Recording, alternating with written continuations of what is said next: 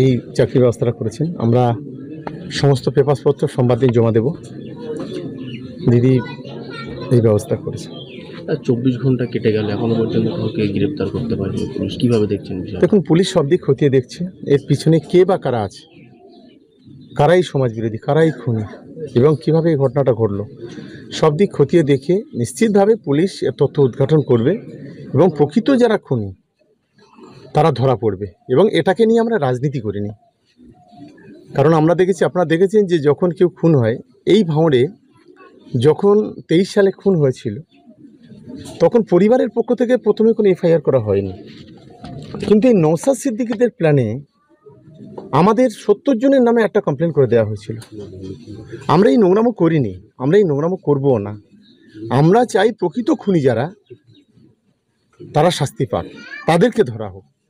আমরা এই অসভ্যর মতো, এই আইএসএফ বিজেপির মতো অসভ্য নয়, নোংরাও নয়।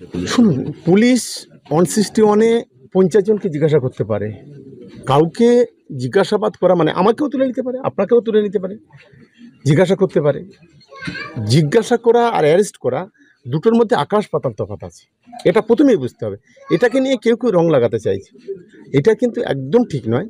পুলিশ একজন কেন 5 জনকে তুলবে, পুলিশ জিজ্ঞাসাবাদ করবে, পুলিশ তার ক্লু উদ্ধার করার চেষ্টা করবে, তার ইনভেস্টিগেশনে যা যা পার্ট আছে সেগুলো করবে। আপনাদের নিশ্চিতভাবে যেভাবে এই সমাজ বিরোধী আইএসএফরা, খুনিরা যেভাবে আজকে রাজ্জাককে কেড়ে নিয়েছে, স্বাভাবিক কারণে প্রশাসনের বিভিন্ন উইংস থেকে হয়তো কোনো মেসেজ আছে, যার কারণে হয়তো তাদেরকে নিরাপত্তার ব্যবস্থা করা হয়েছে।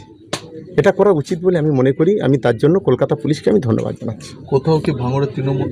দেখুন, নিরাপত্তার কোনো বিষয় নেই। তৃণমূল কংগ্রেসের কর্মীদের প্রথম বুঝতে হবে যে আমরা মমতা বন্দ্যোপাধ্যায়, অভিষেক বন্দ্যোপাধ্যায় সৈনিক। এই দল প্রতিষ্ঠা করতে গিয়ে যেমন অনেক মায়ের কোল খালি হয়েছে, এই দল ক্ষমতায় আসার পরেও আজকে যারা বড় বড় কথা বলছে, এই বিজেপি, সিপিএম, কংগ্রেস, আইএসএফ, যারা চিলচিৎকার করছে, এদেরই কর্মীদের হাতে আমাদেরও শয়ে শয়ে কর্মী খুন হয়েছে। কিন্তু তৃণমূল কংগ্রেসের কর্মীরা কাপুরুষ নয়, তারা মাথা নিচু করেনি, তারা মাথা উঁচু করে সিদ্ধান্ত সোজা করে লড়াই করেছে। এবং এই ভাঙনের মাটিতে আমি খুব দায়িত্ব নিয়ে বলছি, আগামী দিনে রাজ্জাকের রক্ত হবে না কেউ ব্যর্থ। রাজ্জাকের রক্ত, আমাদের প্রতিটি কর্মী শরীরে আগুন জ্বলছে, আর তার প্রতিবাদ হিসেবে আগামী বিধানসভা নির্বাচনে আইএসএফ মুক্ত ভাঙড় হবে, বিজেপি মুক্ত হবে, সিপিএম মুক্ত হবে, এটা আমি আজকে বলে দিলাম। কলকাতা পুলিশের